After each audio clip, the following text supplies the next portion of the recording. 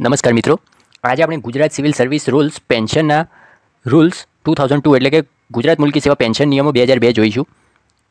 અગાઉ આપણે પ્રકરણ 2ની વ્યાખ્યામાં 1 થી 10 વ્યાખ્યાઓ જોઈ છે.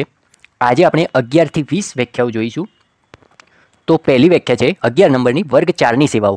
વર્ગ 4ની સેવાઓ એટલે કે એવી સેવાઓ કે જે પ્યુન હોય છે, જે ડ્રાઈવર્સ હોય છે, એ બધી વર્ગ 4ની સેવાઓમાં આવે છે. એ વર્ગ 4ની સેવામાં એક બે પ્રશ્ન આવતા હોય છે આ પેન્શનના નિયમોમાં. તો પહેલાં આપણે વ્યાખ્યા જોઈ લઈએ. વર્ગ 4ની સેવા તરીકે વર્ગીકૃત કરવામાં આવી હોય તે જગ્યા પરની અથવા જે જગ્યા પરના પગાર ધોરણ મહત્તમ ₹4,000થી વધુ ના હોય તેવી બિનવર્ગીકૃત બિન રાજ્યપત્રિત જગ્યા પરની સરકારી કર્મચારીએ અદા કરવાની નોકરી એટલે વર્ગ 4ની સેવા. હવે આમાં જે પ્રશ્ન પૂછાય છે એ પૂછાય છે કે વર્ગ 4ની સેવાઓમાં કે જે જગ્યાનો પગાર ધોરણ મહત્તમ 4,000થી વધુ ના હોય તેવી સેવાઓ કઈ સેવાઓ ગણવામાં આવે છે? તો વર્ગ 4ની સેવાઓ ગણવામાં આવે છે. પછી બીજો પ્રશ્ન હોય છે કે વર્ગ 4ની સેવાઓ એ કયા પ્રકારની સેવાઓ ગણાય? તો બિન રાજ્યપત્રિત જગ્યાઓ હોય, રાજ્યપત્રિત હોય એટલે બિન રાજ્યપત્રિત જગ્યા પરની સેવા વર્ગ 4ની સેવાઓ ગણાય. બિન રાજ્યપત્રિત જગ્યા એટલે કે જે જગ્યા ગેજેટ એટલે કે જે રાજપત્ર આવે છે એમાં જેનો ઉલ્લેખ નથી તે બધી જગ્યાઓ બિન રાજ્યપત્રિત જગ્યાઓ કહેવાય. એ જગ્યા સરકારી કર્મચારી અદા કરવાની નોકરી એટલે વર્ગ 4ની સેવાઓ. ઓકે, આ વર્ગ 4ની સેવાઓની વ્યાખ્યા પૂછાય તો એટલું યાદ રાખવાનું, આટલું જ લખવાનું. વર્ગ 4ની સેવા તરીકે વર્ગીકૃત કરવામાં આવી હોય જે જગ્યાનો પગાર ધોરણ મહત્તમ 4,000થી વધુ ના હોય એવી બિનવર્ગીકૃત બિન રાજ્યપત્રિત જગ્યા સરકારી કર્મચારીએ અદા કરવાની નોકરી. હવે એમાં નોંધ છે ગુજરાત મુલ્કી સેવાના જે વર્ગીકરણ અને બઢતીના નિયમો, સામાન્ય નિયમો 1967ના નિયમ 2ના ખંડ 2 હેઠળ નિમ્ન કક્ષાની સેવા તરીકે વ્યાખ્યાયિત કરવામાં આવી હોય છે. તો એક આ પ્રકારનો પ્રશ્ન આવતો હોય છે કે નિમ્ન કક્ષાની સેવાઓ એટલે કે કઈ સેવાઓ ગણાય? તો વર્ગ 4ની સેવાઓ. અને એવું આવતું હોય છે કે વર્ગ 4ની સેવાઓ નિમ્ન કક્ષાની સેવા છે એ શેના મુજબ એ ગણવામાં આવે છે? તો ગુજરાત મુલ્કી સેવા વર્ગીકરણ અને બઢતી સામાન્ય નિયમો 1967ના નિયમ 2 ખંડ 2 હેઠળ વર્ગ 4ની સેવાઓને નિમ્ન કક્ષાની સેવાઓ ગણવામાં આવે છે એટલે કે વ્યાખ્યાયિત કરવામાં આવે છે. ઓકે, આગળનો મુદ્દો 12મો વ્યાખ્યા છે વળતર ભથ્થું. વળતર ભથ્થું એટલે કે વિશિષ્ટ સંજોગોમાં ફરજ બજાવવાના કારણે થતા આવશ્યક અંગત ખર્ચને પહોંચી વળવા અપાતું ભથ્થું અને મુસાફરી ભથ્થાનો સમાવેશ થાય છે. વળતર ભથ્થું એટલે કે વિશિષ્ટ સંજોગો મતલબ કે કોઈ તપાસમાં જવાનું થયું, કોઈ આકસ્મિક સંજોગો ઊભા થયા, ત્યાં જવાનું હોય, એ સમયગાળામાં ફરજ બજાવવાના કારણે. કોઈ એવું નહીં હોય આમાં કે ચલો આપણે ફરવા જઈએ, મન થયું એટલે એવી નહીં. ફરજના બજાવવાના કારણે આવશ્યક અંગત ખર્ચને પહોંચી વળવા અપાતું ભથ્થું અને મુસાફરી ભથ્થું એટલે કે મુસાફરી એટલે કે જે ત્યાંથી એ પોઈન્ટથી બી પોઈન્ટ સુધી ગયા એ વખતે જે મુસાફરીનો ખર્ચ થયો એ અને એ સમયગાળા દરમિયાન જે અંગત ખર્ચ કર્યો એ વળતર ભથ્થું ગણાશે. ઓકે, એટલે યાદ રાખજો એમાં એટલું લખવાનું, વિશિષ્ટ સંજોગોમાં ફરજ બજાવવાના કારણે આવશ્યક અંગત ખર્ચને પહોંચી વળવા અપાતું ભથ્થું અને મુસાફરી ભથ્થું. એટલે કે વિશિષ્ટ સંજોગો, આ રીતે વિશિષ્ટ સંજોગો કૌંસમાં ફરજ અને અંગત ખર્ચ, આવશ્યક અંગત ખર્ચ યાદ રાખવાનો, પ્લસ મુસાફરી ભથ્થું. ઓકે, આટલા મુદ્દા હોય એટલે સમજી જવાનું એને વળતર ભથ્થું કહેવાય. 13મી વ્યાખ્યા છે સક્ષમ સત્તા અધિકારી. સક્ષમ સત્તા અધિકારી એટલે કે કોઈ પણ સત્તા વાપરવાના સંબંધમાં સરકાર અથવા આ નિયમો દ્વારા અથવા તે હેઠળ સત્તાની સોંપણી જેને કરવામાં આવી હોય તેવા કોઈ પણ અધિકૃત વ્યક્તિને સક્ષમ સત્તા અધિકારી કહેવાય. એટલે કે શું કહે છે કે સક્ષમ સત્તા અધિકારી એટલે કે તમારા જે ઉપરી અધિકારી હોય એ જે તે નિર્ણય લેતા હોય એમાં એ નિર્ણય શેના કારણે એમને એ સત્તા આપવામાં આવી છે? તો એ સત્તા વાપરવાના સંબંધમાં સરકાર અથવા એ નિયમો દ્વારા એમને એ સત્તા આપવામાં આવી છે. એટલા માટે એ કોઈપણ કાર્યવાહીનો આગળ નિર્ણય લઈ શકે છે. એ હેઠળ સત્તા સોંપણી જેને કરવામાં આવી છે તેવી અધિકૃત વ્યક્તિ યાદ એને સક્ષમ સત્તા અધિકારી કહેવાય. ઓકે, હવે આગળ 14મી વ્યાખ્યા છે ભારત સરકાર અથવા રાજ્ય સરકાર અથવા સંઘ સરકારના રાજ્ય ક્ષેત્રના એકત્રિત ફંડ. આમાં કેવું હોય, સરકારમાં બે પ્રકારના ફંડ હોય. એક તો એકત્રિત ફંડ એટલે જેને કોન્સોલિડેટેડ ફંડ કહે છે અંગ્રેજીમાં. ઓકે. અને બીજું હોય છે આકસ્મિક ફંડ.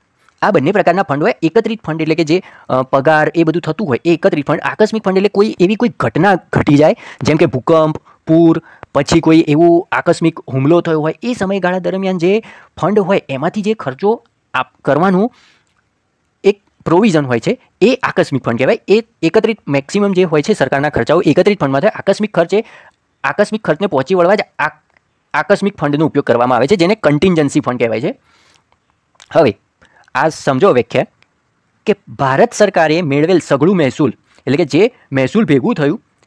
હવે બીજો મુદ્દો, તે સરકારે ટ્રેઝરી બિલ દ્વારા ઊભી કરેલી તમામ લોન એટલે કે લોન દ્વારા જે આવક થઈ એ, પછી લોન અથવા સાધનો પાય પેશગીઓ. પેશગીઓ એટલે કે એવી વસ્તુઓ કે જે સરકાર પહેલાંના સમયમાં અમુક સરકારી કર્મચારીઓને એ હોય અધિકારીઓ, એમને અમુક પ્રકારની પેશગીઓ એટલે કે અમુક સમયે કોઈ વસ્તુ ખરીદવી હોય, જેમ કે કોઈ પંખો ખરીદવો હોય, સાયકલ ખરીદવી હોય, તો અમુક પ્રકારના જે અમુક પૈસાની ચૂકવણી થતી એ પછી પગારમાંથી કપાઈને એમાં એ થઈ જતું એ જે તે હિસાબ.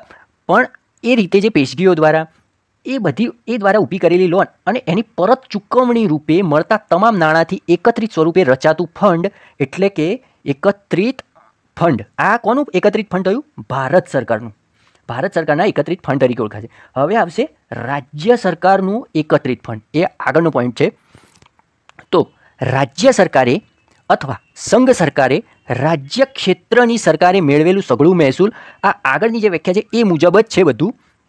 બસ એમાં આગળ રાજ્ય સરકાર લખવાનું છે. રાજ્ય સરકારે મેળવેલું સઘળું મહેસૂલ સરકાર અથવા સંઘ રાજ્ય ક્ષેત્રે, એટલે સરકાર એટલે રાજ્ય સરકાર, ભારત સરકાર નહીં, અહીંયા રાજ્ય સરકાર છે. રાજ્ય સરકારને ટ્રેઝરી બિલ દ્વારા એટલે કે જે ટ્રેઝરી ઓફિસ હોય છે એ ટ્રેઝરી બિલ દ્વારા ઊભી કરેલી તમામ લોન, પછી લોન અથવા સાધનો પાય પેશગીઓ, જે અત્યારે મેં સમજાવ્યું કે પેશગીઓ કઈ રીતની હોય કે અમુક વસ્તુઓ ખરીદી હોય એ સરકાર અમુક પ્રકારના પૈસેથી મદદ કરતી અને પછી એ પગારમાંથી એ પ્રકારની એ કટ થઈ જતા ચૂકવણી એ સરકાર પછી એમાંથી હિસાબ કરી લેતી. એ રીતે એ પેશગીઓ અને લોનની પરત ચૂકવણી રૂપે રાજ્ય અને સંઘ રાજ્ય ક્ષેત્રની સરકારે મેળવેલ તમામ નાણાંથી એકત્રિત સ્વરૂપે રચાતું ફંડ એટલે કે રાજ્ય સરકાર અને સંઘ રાજ્ય ક્ષેત્રનું એકત્રિત ફંડ તરીકે ઓળખાશે. ઓકે. એક તો પહેલું શું યાદ રાખવાનું? સઘળું મહેસૂલ ભેગું કર્યું. બીજું ટ્રેઝરી બિલ દ્વારા ઊભી કરેલી તમામ લોન, ટ્રેઝરી બિલ દ્વારાની લોન. ત્રીજું સાધનો પાય પેશગીઓ અને એ લોનની પરત ચૂકવણી રૂપે રાજ્ય સરકારે જે નાણાં એકથી જે એકત્રિત થયું એ ફંડ એકત્રિત ફંડ ગણાય. ઓકે. હવે આગળ 15મી વ્યાખ્યા છે સંવિધાન. સંવિધાન એટલે સહેલું જ છે કે ભારતનું જે સંવિધાન છે ઇન્ડિયન કોન્સ્ટિટ્યુશન એને સંવિધાન ગણાશે. બીજું કોઈ જ સંવિધાન નહીં, ભારતનું સંવિધાન. ઓકે.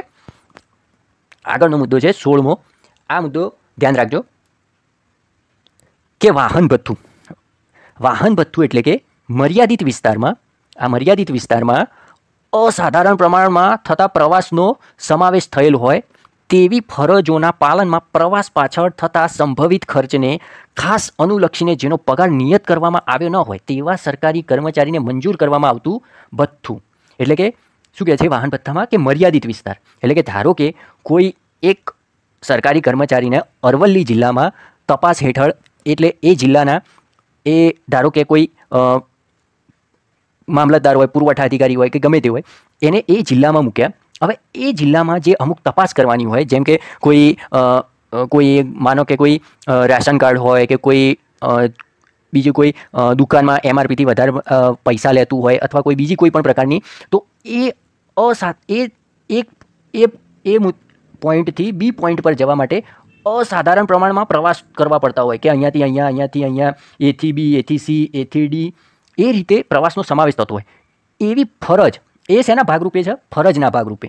એ ફરજોના પાલનમાં પ્રવાસ પાછળ થતો સંભવિત ખર્ચ એટલે એ પોઈન્ટથી બી પોઈન્ટ સુધી ગયા તો એ ખર્ચ થયો એ ખાસ અનુલક્ષીને હજી એનો જે પગાર નિયત કરવામાં આવ્યો ન હોય તેવા સરકારી કર્મચારીને મંજૂર કરવામાં આવતું ભથ્થું એટલે કે વાહન ભથ્થું. ઓકે. તો આમાં એટલું જ યાદ રાખવાનું કે એક તો મર્યાદિત વિસ્તાર, પછી અસાધારણ પ્રમાણમાં પ્રવાસ, અને એ શેના ભાગરૂપે? ફરજના પાલનના ભાગરૂપે પ્રવાસ પાછળ થતો સંભવિત ખર્ચ ખાસ અનુલક્ષીને જેનો પગાર નિયત કરવામાં આવ્યો ન હોય તેવા સરકારી કર્મચારીને મંજૂર કરવામાં આવતું ભથ્થું એટલે વાહન ભથ્થું. ઓકે. હવે આગળની 17મી વ્યાખ્યા છે પ્રથમ નિમણૂકની તારીખ. પ્રથમ નિમણૂકની તારીખ એટલે કે આપણે જે કચેરીમાં જે દિવસે હાજર થયા હોય એ નિમણૂક તારીખને પ્રથમ નિમણૂક તારીખ એ રીતે હોય. જેમ કે કોઈ હોય કે જે 4 જાન્યુઆરીએ હાજર થયો, તો એની પ્રથમ નિમણૂક તારીખ જે હાજર થયો એ પ્રથમ નિમણૂક તારીખ એની 4 જાન્યુઆરી ગણાશે. ઓકે, એ રીતે. એટલે કે જુઓ, આ વ્યાખ્યા સરકારી કર્મચારીએ સરકારી નોકરીમાં પ્રથમ નિમણૂકની જગ્યાએ ફરજ સંભાળ્યાની તારીખ અથવા જો આ તારીખ વહેલી હોય તો પેન્શન માટે ગણતરીમાં લેવામાં આવતી હોય તેવી કોઈ ફરજ સંભાળ્યાની તારીખ. ઓકે, એટલે પેન્શન માટે જે 58 વર્ષ અથવા તો જે 60 વર્ષ અથવા 62 વર્ષનું જે હોય એ કયા સમયથી કેટલા સમય સુધી એ નોકરીની ગણતરી કરવી એ મુજબ એ તારીખ પેન્શન માટે ગણતરી માટે લેવામાં આવતી હોય એ ફરજ સંભાળ્યાની તારીખ. ઓકે, હવે આગળનો પોઈન્ટ છે દૈનિક ભથ્થું. મુખ્ય મથકે ગેરહાજરી બદલ તેવી ગેરહાજરીના પરિણામે તેણે કરેલા સામાન્ય દૈનિક ખર્ચને પહોંચી વળવા સરકારી કર્મચારીને આપવામાં આવતું પ્રતિદિન ભથ્થું. ઓકે, એટલે કે મુખ્ય મથક એટલે કે જે તે જેમ કે અરવલ્લી જિલ્લામાં એ કોઈ સેન્ટર ઉપર મથકે ગેરહાજરી બદલ એ ગેરહાજરીના પરિણામે જે એનો સામાન્ય દૈનિક ખર્ચ હોય એ પહોંચી વળવા જે સરકારી કર્મચારીને જે એક દિવસનું ભથ્થું આપવામાં આવે એને દૈનિક ભથ્થું કહેવામાં આવે. આગળ દિવસ એટલે કે રાત્રિના 12 AM થી બીજા દિવસના 12 AM સુધીનો સમય એટલે કે એક દિવસ. ઓકે, એટલે કે એક મધ્યરાત્રિથી શરૂ થઈ બીજી મધ્યરાત્રિએ પૂરો થતો સમયગાળો એટલે કે એક દિવસ. આપણે વ્યાખ્યામાં આ રીતે લખવાનું કે એક મધ્યરાત્રિથી બીજી મધ્યરાત્રિ સુધીનો સમયગાળો એટલે કે દિવસ. 20મી વ્યાખ્યા મૃત્યુ સહ નિવૃત્તિ ગ્રેજ્યુએટી. આ આગળ આપણે નિયમ 81માં જોઈશું, એ ડિટેલમાં છે. એ હેઠળ જે ચૂકવવામાં રકમ આવતી હોય એને મૃત્યુ સહ નિવૃત્તિ ગ્રેજ્યુએટી કહેવામાં આવે છે. આગળની વ્યાખ્યા જોઈ લઈએ. 21મી પેન્શન અને પ્રોવિડન્ટ ફંડ નિયામક.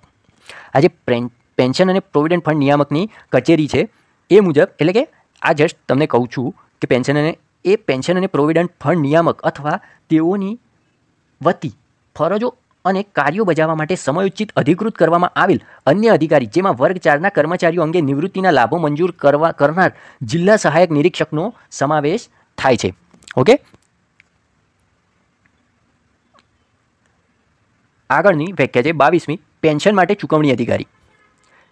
એટલે કે નિવૃત્ત સરકારી કર્મચારી ગુજરાત મુલ્કી સેવા પેન્શન નિયમો 2002 હેઠળ અધિકૃત કરેલ પેન્શન જ્યાંથી મેળવે છે તે રાષ્ટ્રીયકૃત બેંકની શાખા, પેટા તિજોરી સહિતની તિજોરી અને પેન્શન ચૂકવણી કચેરી. એટલે કે પેન્શન માટે ચૂકવણી અધિકારી એટલે શું કે જે નિવૃત્ત હોય સરકારી કર્મચારી એ ગુજરાત મુલ્કી સેવા પેન્શનના નિયમો 2002 હેઠળ પેન્શન ક્યાંથી મેળવશે? તો એક તો રાષ્ટ્રીયકૃત બેંકની શાખામાંથી, બીજું પેટા તિજોરી સહિતની તિજોરી અને ત્રીજું પેન્શન ચૂકવણા કચેરી. આ 3 જગ્યાએ પેન્શનની કાર્યવાહી હેઠળ એ જે થાય એ જે ચૂકવણીને એ બધી પ્રક્રિયા એ પેન્શન માટે ચૂકવણી અધિકારી ગણાશે. ઓકે, એટલે આમાં એટલું જ યાદ રાખો, નિવૃત્ત સરકારી કર્મચારી કયા નિયમ? ગુજરાત મુલ્કી સેવા પેન્શન નિયમો 2002 હેઠળ, અને પેન્શન જ્યાંથી મેળવશે તે એક તો રાષ્ટ્રીયકૃત બેંક શાખા, પેટા તિજોરી અને પેન્શન ચૂકવણા કચેરી. ઓકે, ખૂબ ખૂબ આભાર મિત્રો આપનો. Thank you so much.